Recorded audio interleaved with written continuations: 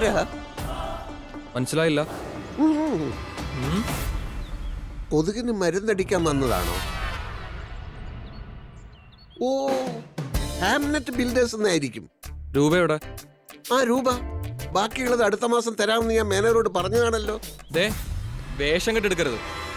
അന്ന് കണ്ടിരുന്നു കിരൺ. രൂപ പറഞ്ഞിട്ടില്ലേ? ഓ കിരൺ, കിരൺ ഇരിക്കൂ ഇരിക്കൂ ഇരിക്കൂ ഇരിക്കൂ. രൂപ എവിടെയാന്നാ ചോദിച്ചത്. സമാധാനപ്പെടൂ കിരൺ, നമുക്ക് അന്വേഷിക്കാം. ആദ്യം ഇരിക്കൂ, ഞാൻ കാപ്പി കുടിക്കാൻ എടുക്കാമേ.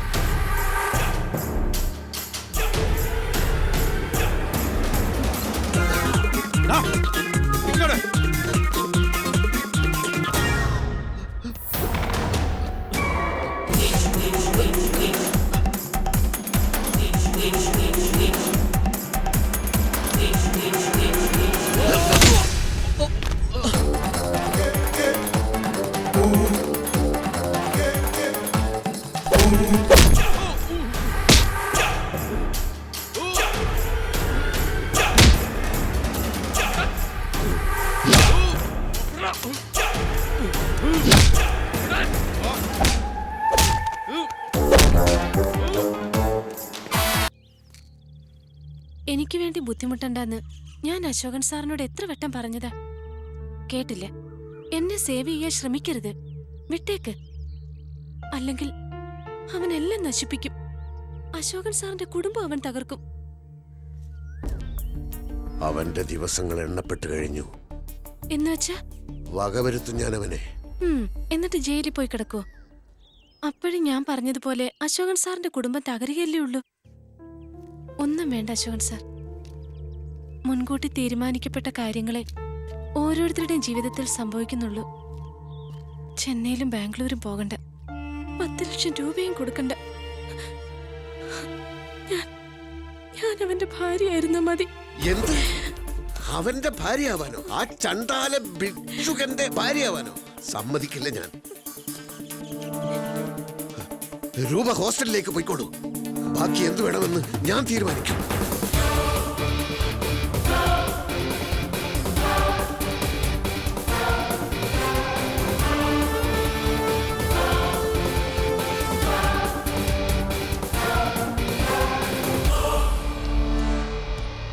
സിസ്റ്റം ഹാങ് ആയെന്ന് തോന്നുന്നു. ഒന്ന് റീസ്റ്റാർട്ട് ചെയ്ത് നോക്കാം. What A surprise. Ashok sir ഇരിക്ക്. ഞാൻ എൻ്റെ ജോലിസിനുമായിട്ട് തെറ്റി. ഇനി നല്ല ദിവസവും ചീത്ത ദിവസമൊന്നുമില്ല. രജിസ്ട്രേഷൻ എന്ന് വേണമെങ്കിലും വെച്ചോളൂ. സാർ ആവശ്യപ്പെട്ടത് 2.5 കോടി രൂപയാണല്ലോ. അതറിഞ്ഞ് ബോർഡ് മെമ്പർമാരെല്ലാം വല്ലാതെ വറീഡായിട്ടിരിക്കുക. നിങ്ങൾക്ക് ആ സ്ഥലം വേണ്ടെങ്കിൽ വിട്ടേക്കൂ, ഞാനത് വേറെ വിറ്റോളാം. സാർ 80% തുകയും അഡ്വാൻസായി കൊടുത്തതല്ലേ ഞങ്ങൾ? അതിന് തെളിവില്ലല്ലോ. Earth work നടത്തിയതല്ലേ? ആരോട് ചോദിച്ചിട്ട്? ഒരു കാര്യം ചെയ്യ്, എനിക്ക് അത്യാവശ്യമായിട്ട് 10 ലക്ഷം രൂപ വേണം. ഇന്ന് കിട്ടണം. ബാക്കിയൊക്കെ നമുക്ക് പിന്നീട് സംസാരിക്കാം. ഇങ്ങനൊരവസ്ഥയിൽ സാർ ഇനിയും പൈസ ചോദിക്കുന്ന കാര്യം ഞാൻ എങ്ങനെ ചെയർമാനോട് പറയും? അതൊന്നും എനിക്കറിയണ്ട. എനിക്ക് പൈസ കിട്ടുമോ ഇല്ലയോ? ഞങ്ങൾ തരാനുള്ള ആക്ച്വൽ എമൗണ്ടിന് സാർ രജിസ്റ്റർ ചെയ്ത് തന്നാലേ ഫർദർ പേയ്മെന്റ് കൊടുക്കേണ്ടതുള്ളൂ എന്നാണ് കമ്പനിയുടെ തീരുമാനം. എങ്കിലെല്ലാവരെയും ഞാൻ വെള്ളം കുടിപ്പിക്കും. 10 ലക്ഷം രൂപയ്ക്ക് എന്നെ വിശ്വാസമില്ല അല്ലേ? കാണിച്ചു തരാം.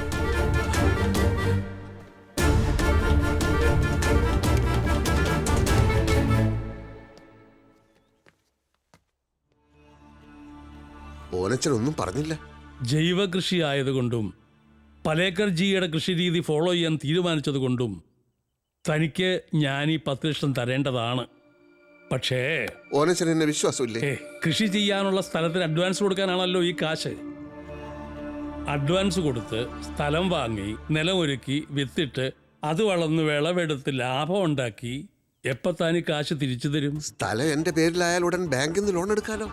ലോൺ കിട്ടും, പക്ഷെ ആ പണം താൻ എനിക്ക് തരും എന്നുള്ളത് എന്താ ഉറപ്പ്? ഓനച്ച പണമിടപാടിന്റെ കാര്യത്തിൽ സ്വന്തം അപ്പനെ പോലും വിശ്വസിക്കരുതെന്നാണ് പലേക്കർജി എന്നെ പഠിപ്പിച്ചിരിക്കുന്നത്.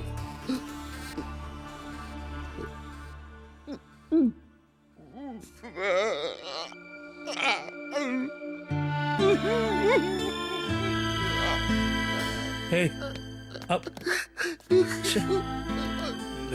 എത്രയും പെട്ടെന്ന് ജൈവകൃഷി തുടങ്ങാൻ പറ്റിയില്ലെങ്കിൽ ബലഭൂയിഷ്ടമായ ആ സ്ഥലം, ആ ഇളം മണ്ണ് എന്നേക്കുമായി കൈവിട്ടു അശോകൻ കരയാതെ പടം ഞാൻ റെഡിയാക്കി തരാം. ആ അശോകൻ ഒരു കാര്യം ചെയ്യും, ഒരു ബ്ലാങ്ക് ചെക്ക് ഒപ്പിട്ടിങ്ങിതാ, ഒരു പ്രോമിസറി നോട്ടും. മനസ്സിലായില്ലേ? പാർട്ട്നേഴ്സിനോട് ഞാൻ ഇപ്പൊ തന്നെ വിളിച്ചു പറയാം ഫണ്ടുമായിട്ട് വരാൻ. ഒരു ID കാർഡും തന്റെ ഒരു ഫോട്ടോയും കൂടി എടുത്തോണ്ട് ഒരു 2 മണിക്കൂർ കഴിഞ്ഞ് വാ. Thank you അനച്ചാ. ഹലോ, ഇത് എന്റെ പാർട്ട്ണർ തോമസ് ഐസക്. ഹലോ. ഒപ്പിടണ്ടേ? ഇവിടെ ഒപ്പിടും.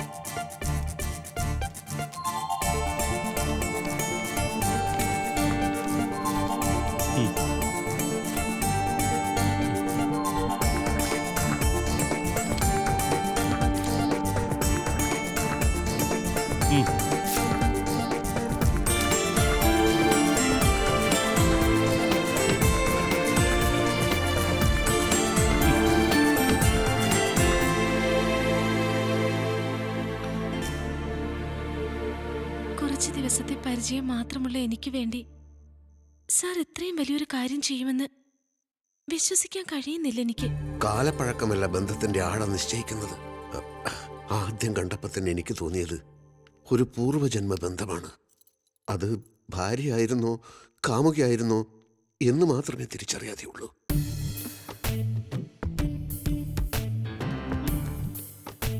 ഒരു ജീവൻ മരണ പ്രശ്നത്തിലായിരുന്നു ആ കുട്ടി. അത് പരിഹരിക്കാനുള്ള 10 ലക്ഷം രൂപയാണ് ഞാനിപ്പോൾ കൊടുത്തത്. അതിനുവേണ്ടിയാണ് ഞാനന്ന് അവളുടെ മുറിയിലേക്ക് പൊയ്ക്കോട്ടെ എന്ന് ഞാൻ ചോദിച്ചത്. നിങ്ങൾ സമ്മതിച്ചില്ല. ഒരിക്കൽ കൂടി ചോദിക്കുകയാണ്. പണം കൊടുക്കാനുള്ളവരുടെ പേരും വിവരങ്ങളൊക്കെ എഴുതാനുണ്ട്. ഞാൻ ഒന്ന് അവളുടെ മുറിയിൽ പോയിക്കോട്ടെ. നടക്കില്ല. കാമശാപത്തിൽ കരിഞ്ഞു പോവിടി നീ. ഒന്നിങ്ങി വന്നേ.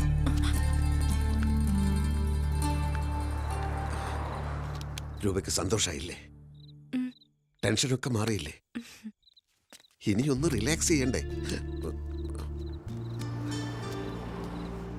ഇത് നമുക്കൊന്ന് ആഘോഷിച്ചാലോ? നമുക്കിവിടെ നിന്ന് മാറിയാലോ? എങ്ങോട്ട്? എന്നെ വിശ്വാസം ഉണ്ടെങ്കിൽ എവിടേക്കും വരാലോ. സാറിനെ അല്ലാതെ ഇനി ഞാൻ ആരെയാ വിശ്വസിക്കേണ്ടത്? എങ്കിൽ ഞാൻ നാളെ വരാം. റെഡി ആയിരുന്നോളൂ. 2 or 3 ദിവസം കോവളത്തെ ഏതെങ്കിലും റിസോർട്ടിൽ